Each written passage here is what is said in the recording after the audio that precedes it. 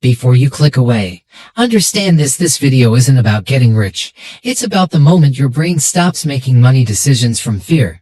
Most people never cross that line.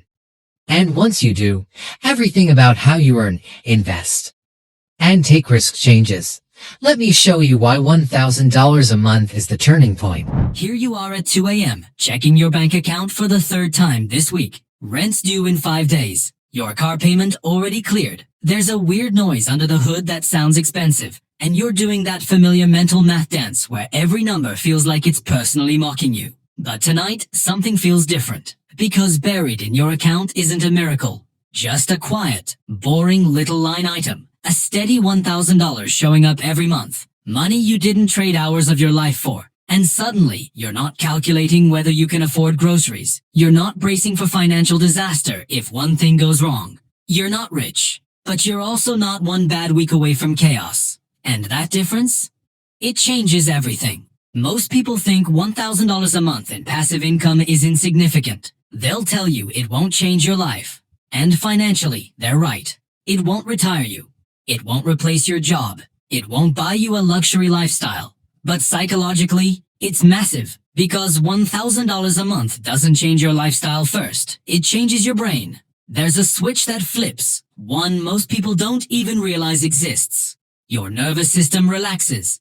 That background financial anxiety that's been humming your entire adult life finally turns down. And once that happens, the way you make decisions starts to change. Quietly, subtly, but permanently. This is the part no one explains properly. Most financial advice focuses on becoming a millionaire, retiring early, buying freedom, but the real milestone happens long before that. Psychologists call it the anxiety threshold. Below this line, every financial decision is defensive. You choose safety over growth, certainty over opportunity. You optimize for survival. Above it, you start making calculated risks instead of desperate ones. And for most people, that line sits right around $1,000 a month in passive income. Not because the number is magical, but because it's just enough to cover survival if everything goes sideways. Groceries, utilities, basic housing in many areas. When your brain knows that money is coming in whether you're sick, laid off, or dealing with a personal crisis, it stops screaming worst-case scenarios. You stop making money decisions like a cornered animal. And this explains something most people can't articulate. Why do people with modest passive income behave so differently? They negotiate salaries instead of accepting the first offer. They leave bad jobs instead of tolerating misery. They invest with patience instead of panic. Not because they're smarter, not because they're braver, because they're not desperate. Desperation is expensive. It makes you sell at the bottom, chase hype at the top, accept bad deals. Stay stuck longer than you should. Scared money makes bad decisions. But once you have even a small financial buffer, your decision quality improves dramatically. Same person, same intelligence, different outcomes. And this is why the $1,000 milestone feels so powerful. Not because it makes you wealthy, but because it gives you psychological space. Now here's where things get dangerous. Because $1,000 a month feels achievable in a way become a millionaire never does. When someone tells you to save $1 million, your brain shuts down. That's decades of work. But $1,000 a month? That feels doable. Dividends, rental properties, digital products, side businesses, online income streams. Your brain stops asking if it's possible and starts asking how. And this is where almost everyone screws it up. They hit their first $100, then $300, then maybe $1,000. And instead of letting that income do its real job, they spend it. New subscriptions, better coffee, slightly nicer apartment, upgraded car payment, lifestyle creep disguised as I deserve this. And congratulations, you just killed the entire point of passive income. Because the power of the $1,000 milestone only works if you don't touch it. That first $1,000 isn't spending money. It's seed capital. It's the goose that lays golden eggs. And most people cook it the moment it starts working. Here's the math no one runs. That $1,000 a month represents roughly $300,000 in assets using traditional investment yields. So when you spend that $1,000, you're not spending income. You're spending future wealth. Pause for a second. If you're still watching, it is probably because you've felt that low-level financial stress before, the kind that never fully goes away. What you're hearing right now isn't about money.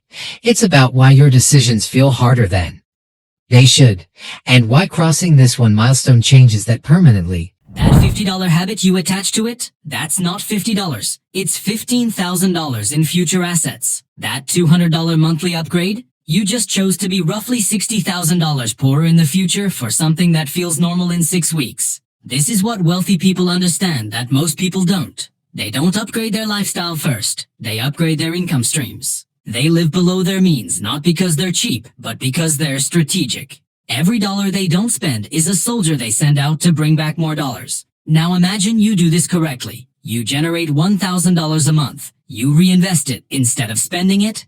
That's $12,000 a year added to your investment base. At reasonable returns, that compounds into 6 figures without you lifting a finger. And that 6 figures starts generating its own income. This is how $1,000 quietly turns into $2,500. Then $5,000. Then a number that actually changes your life.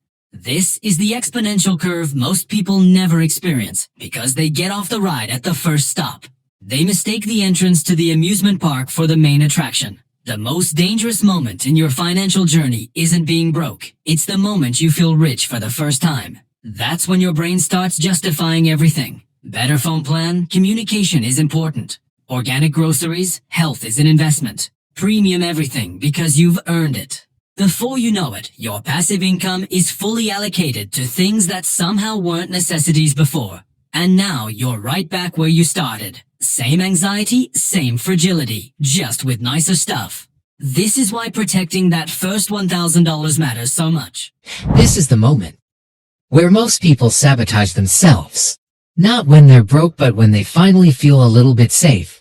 Pay close attention to what comes next, because this is where the $1,000 either changes your life or quietly disappears.